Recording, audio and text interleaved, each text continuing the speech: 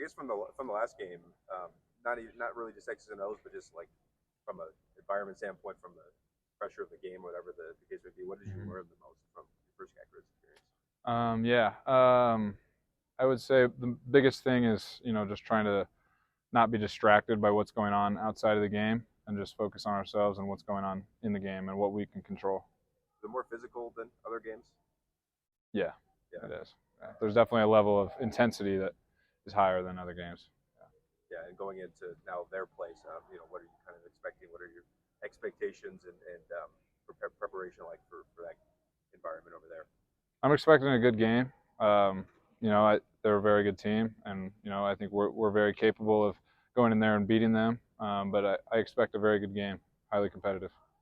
How do you keep your composure, on the road in such a big game? Their fans do their research. You're kind of told, talking about it earlier. They'll say some personal things. So how do you keep that composure in such a crazy environment? Yeah, well, I mean, a lot of times you don't really hear what's going on in the crowd. It just kind of becomes one entity at that point. But when you do hear things, just try to understand that that's not where they don't know you. That's not where your value comes from. So just trying to be very self-aware and understanding that like their opinions don't always matter.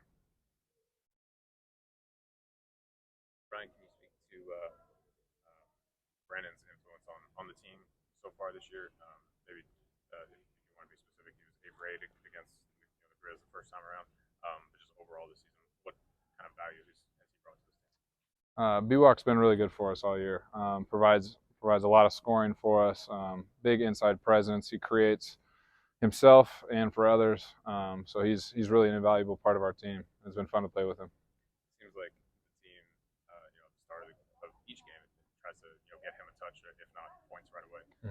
How helpful is that to establish the paint in that way when the rest of the game is going to have so much cutting from everybody else? Yeah, well, I think it helps him when he gets going early, builds his confidence, and then it's better for everybody too. And we've established that inside threat, and then we can attack from the inside out. Was that kind of nerve-wracking moment when he exited that game last week? I think it was the 10-minute mark of that game. A little bit. We found out pretty quickly that it wasn't serious. So yeah. What is the defensive kind of game plan for a team like this? Obviously, they have a shooter in Moody, but what's the defensive game? Yeah, defending the three-point line is always an emphasis of ours, and then just trying to be really solid. Not take any gambles, unnecessary gambles.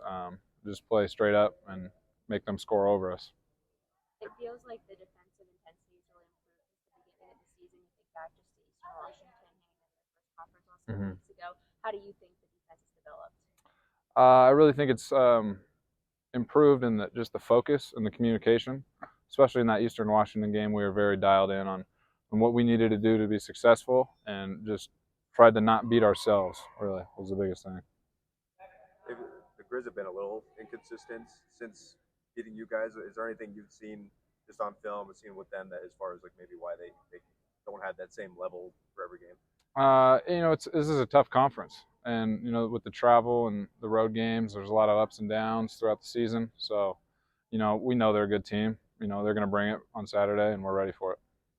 Just another road game after a road stretch. How are you guys, mentally staying checked in? Yeah, we kind of took a day yesterday, and everybody went home and did their own thing. No one came in, so it's nice to have that. Just give yourself a mental break real quick, and then focus in on this last month and a half for 2 of the season.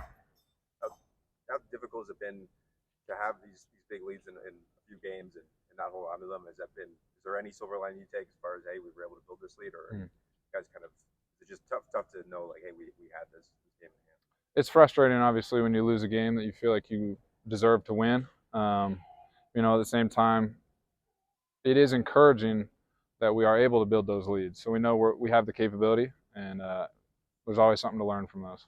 Anything specifically as to why those leads have gone away? I think at times we tend to drift away from what got us that lead. So we just need to collectively be more bought into playing together and playing the way that got us in that position.